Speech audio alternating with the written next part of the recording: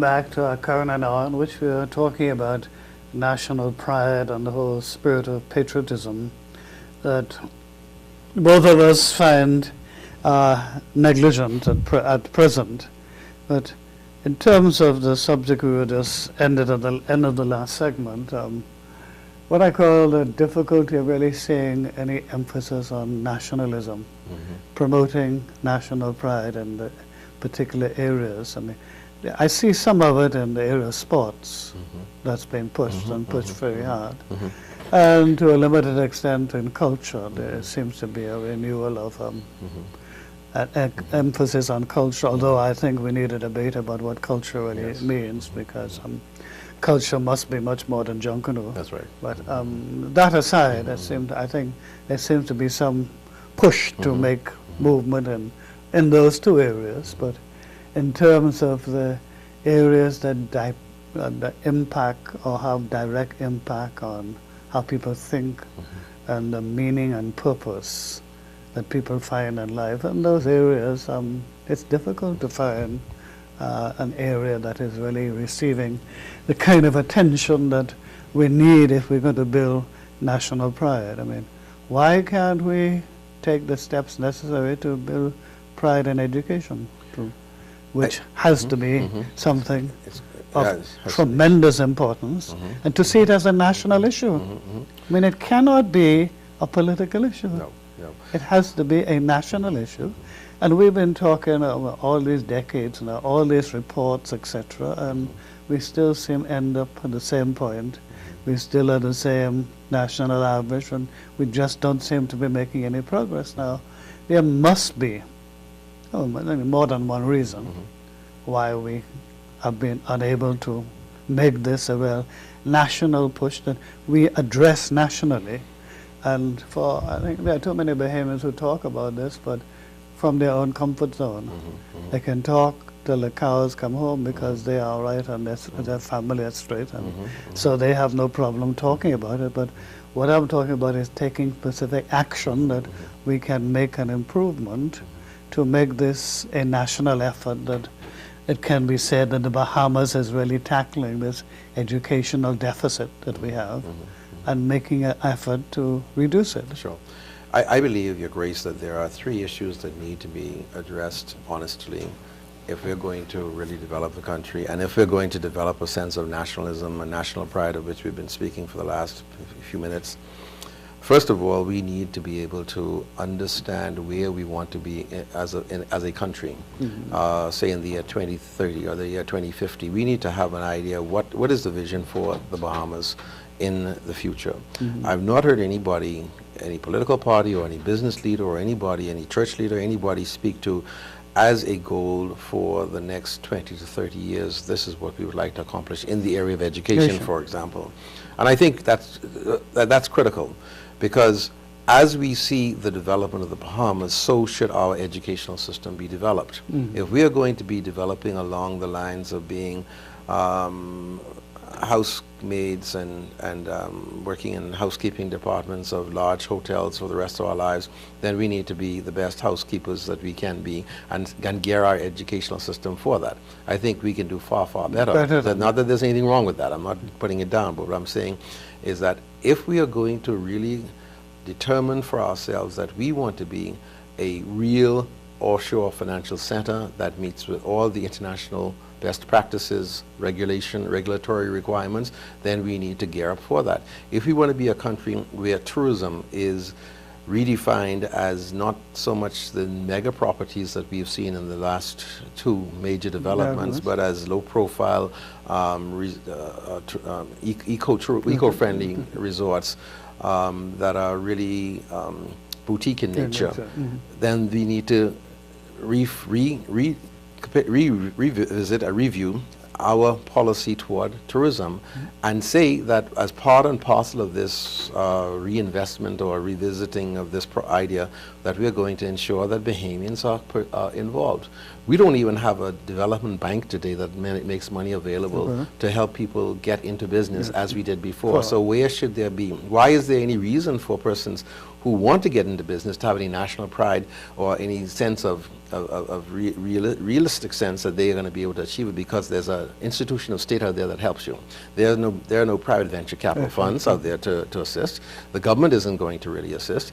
The only persons the government seems to want to assist in tourism developments are the foreigners. And so Bahamians are frustrated, and so that creates, that also minimizes the opportunity to develop national pride. And so I think education is one.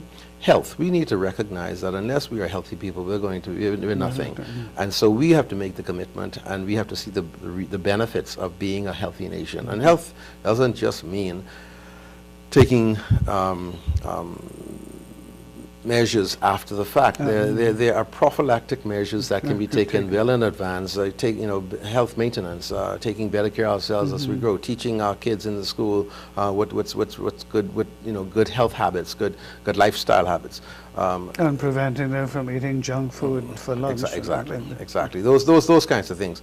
That is all going to help us to develop a sense of national pride, a sense of national identity. I think that is perhaps the fact that there is no that we don't have a sense of national identity. We, for example, are still happy as a people to receive the Queen's honors whenever it is they're dispensed.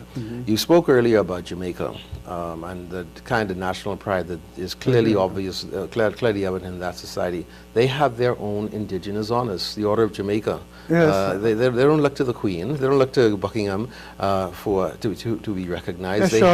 Shortly after independence, they made that decision, and they carried it out. And they carried it out. They implemented it. Now, we made the decision, but we haven't carried it out. Done anything. And again, let me also say this, Your Grace, I believe.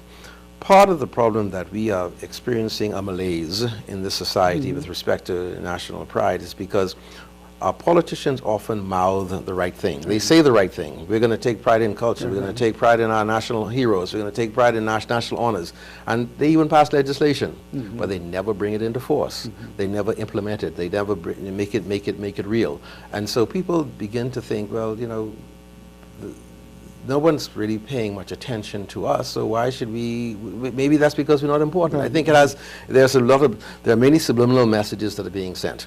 Now, there's some things that are happening positively. I mean, Icon Awards, I think, is a good thing. I think recognizing people in their areas of endeavor is a positive thing, and that helps to build personal pride, and I think ultimately makes a contribution to national pride. But even something like that isn't broadcast and treated with the kind of respect that it deserves. That's right, exactly. It will help it to become more meaningful in the general society. That's right. Instead of being restricted to a fairly small group of people. Yeah. And so I think what happens is that we've not really stepped back and looked at our society and say to ourselves, well, what do we want to be, and how do we get there? What kind of things can we do to foster the upbuilding of persons and of our society that will give people pride? I mean, we have tremendous pride. We always take tremendous pride when, for example, the Golden Girls or the Golden Boys do well at Olympics. Or whether they do well or not, we take pride in the fact that they're there and that they're participating, and we pull for them, and we're very proud about that. But we're not proud in many instances about our leaders, our political leaders. We're not proud about, or many of our religious leaders don't do much to make us proud. Our business leaders often seem to be greedy and grabalicious, and so there seems to be this malaise in our society that doesn't foster the development of national pride. And then the question is, what do we do about it? Because unless we take positive steps, the situation gets worse, not better, and you are really sowing the seeds for... That's right.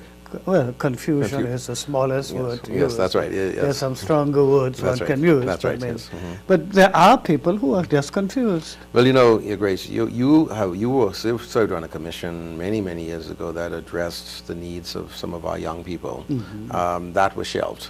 There have been other commissions that have put together some really wonderful reports that again were shelved. What we need to do, we need proactive citizens who will say to our leaders, we want this done and we want it done now.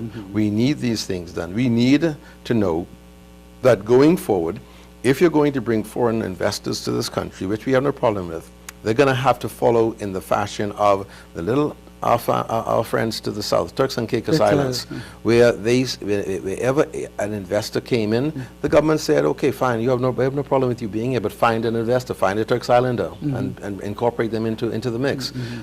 Find the union pension funds, bring them into the mix. Find the wealthy Bahamians out there, bring them into the mix. Put some money aside, put some shares aside for the people of this country, and it could be vested in either the Treasury or the Hotel Corporation or any other number of institutions of state that will ultimately be able to be sold to the people of this country so that they have a piece of the pie. The problem, I think, most fundamentally about the absence of national pride is that Bahamians do not feel that this is their home. They do not feel that they have a piece of the pie. They feel that it's extremely difficult to break into mainstream society. They feel that even once they get there, people are going to look askance at them and in some instances take it away from them. And it isn't just a question of the economic pie. No, no. It's really a place and finding meaning and purpose within it. That's right. To really feel that I count. That's right. Exactly. Exactly. And unfortunately, in today's Bahamas, I think there are too many people who really feel that they don't count. That's right. And they believe that it's the minority who not only get all the, what they call the material benefits, but they call the shots and they determine what is to happen. And that's a recipe for madness. That is a recipe for, as you say, confusion in the absence of a little longer word that begins with R. But no, I think that is the problem. I mean, you know, there are so many people in this society who feel that, oh, well, why should I even apply? You know they're going to get it. Such and such are going to get it. You know the government's going to give it to them. Or the government's going to give it to them without even bidding the process out. And so people feel left out, they feel ostracized, they feel disconnected from the mainstream of our society. And that feeling is all through the place. I mean, it isn't just one or two people. No, that's right. It's too widespread. It's pervasive, it really is pervasive. And it really is quite disturbing. And then, but I come back to my former question. Don't the people in authority know that this is happening? Surely they must be in touch with what's going on. I mean. Yeah, I refuse to think that they are so disconnected that they do not know. I believe that, truth be told, I have never seen a society, our society as it is today, as disconnected as it is, and as alienated as it is, one from each other and each from ourselves. I've never seen the degree of the political divisiveness, and I've never seen the degree of political decisions and actions taken that are so vested in invested interests. And so that is causing a tremendous amount of disconnect, a tremendous amount of stress, and a tremendous amount of anxiety and angst in our people.